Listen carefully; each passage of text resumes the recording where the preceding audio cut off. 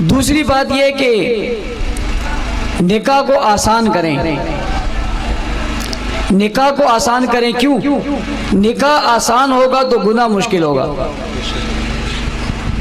نکاح آسان ہوگا تو گناہ مشکل ہوگا، اور جب نکاح مشکل ہوگا تو گناہ آسان ہوگا. جیسے آج کے زمانے میں 500 روپے میں اور 400 روپے میں اور 600 روپے میں آپ گناہ کریں اور 10 لاکھ میں بھی آپ کا نکاح نہیں ہو رہا تو گناہ تو بڑھیں گے. دوسری بات، نکاح کو سادہ کریں، نکاح میں سادگی لائیں، شادی میں سادگی لائیں. اس پہ جتنے رنگ چڑھائیں گے چڑھتے چلے جائیں گے، جتنے رنگ چڑھیں گے اتنی مشکل پیدا ہوتی چلی جائے گی. نکاح کو سادہ کریں. نکاح کو کیسے سادہ کریں؟ نکاح سے زیادہ آسان کام شریعت میں کوئی اور ہے ہی نہیں. یہ نوجوان لوگ میری بات سے بڑا خوش ہو رہے ہیں. بزرگوں کو تھوڑی تھوڑی پریشانی ہو رہی ہے کہ پھر پھنس گئے، اب آئندہ سال دوسرا بیٹا کہے گا میرا بھی نکاح کراؤ تو کراؤ. بھئی نکاح سے آسان کام کوئی نہیں ہے. دیکھو نماز جو ہے ہر وقت نہیں ہوتی، نماز ہر وقت، روزہ بھی ہر وقت نہیں ہوتا، جہاد بھی ہر وقت، حج بھی ہر وقت، نکاح ہر وقت ہوتا ہے. نہ اس میں زوال کا کوئی شرط ہے، نہ اس میں طلوع کی کوئی شرط ہے، نہ اس میں غروب کی کوئی شرط ہے، نہ صبح کی شرط ہے، نہ شام کی شرط ہے، نہ سردی کی، نہ گرمی کی، نہ دیہات کی، نہ گاؤں کی، نہ بازار کی، نہ گلی کی، نہ چوک کی، نہ پہاڑ کی، کہیں کی شرط نہیں ہے. جہاں مرضی ہے کر لو بھئی، جہاں مرضی ہے نکاح کر لو، کوئی رکاوٹ منع نہیں ہے کہیں بھی کہ آپ نکاح نہ کرو. یہ گلی ہے یہاں کیوں کر رہے ہو، بازار ہے یہاں کیوں کر رہے ہو، جہاں مرضی ہے کر لو. نکاح کسی وقت میں بھی حرام اور مشکل نہیں. اگرچہ کچھ لوگ محرم میں سے ناجائز سمجھتے ہیں، محرم میں اور زیادہ ثواب ہے، اور 10 محرم کو اور زیادہ ثواب ہے. اس لیے کہ آپ کون سا گناہ کا کام کر رہے ہیں، آپ تو سنت ادا کر رہے ہیں. یہ جو 10 محرم کی رات کو آپ غلط کام کرتے ہو، کسی اور کو ساتھ لے کر جاتے ہو، اس سے اچھا نہیں نکاح کر لو. تو کسی وقت میں نکاح میں رکاوٹ نہیں ہے، جب آپ چاہیں نکاح کر لیں.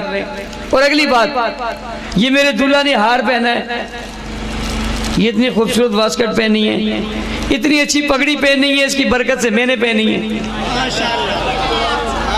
پھر مولانا صاحب نے مجھے جبہ پہنا دیا.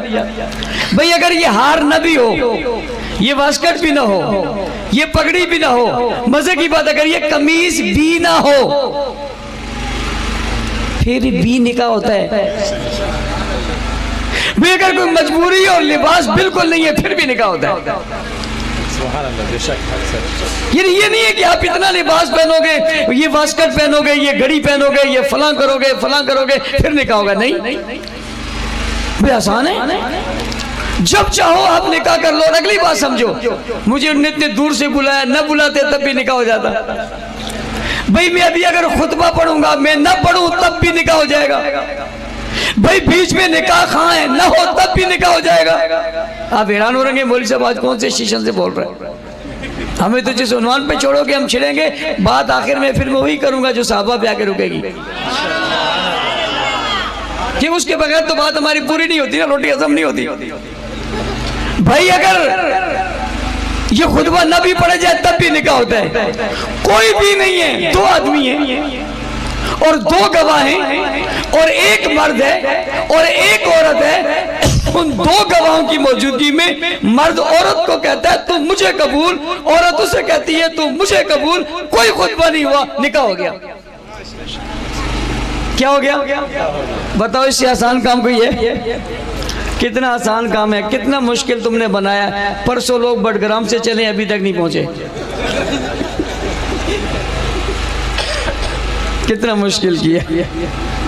ان لوگ کا آسان ہے، یہ لوگ ٹیلی فون پہ بھی کر دیتے ہیں. ان کے لڑکا نہیں ہوتا تب بھی نکاح، ان نے اور آسان کیا ہوا ہے. اور اگر نکاح ہو جائے 3 دن تک لڑکا گم ہو جاتا ہے، جیسے گناہ کاروں کو غلط کرتے نہ ہو دل سے غیب ہی کوڑتا نہ راضی. ابھی تو ماشاءاللہ شعور بیدار ہو گئے، لوگ اچھے ہو گئے. پہلے 3 دن غیب ہوتے تھے، اگر آتا بھی تو رات 3 بجے آتا تھا، 3:45 واپس چلا جاتا تھا.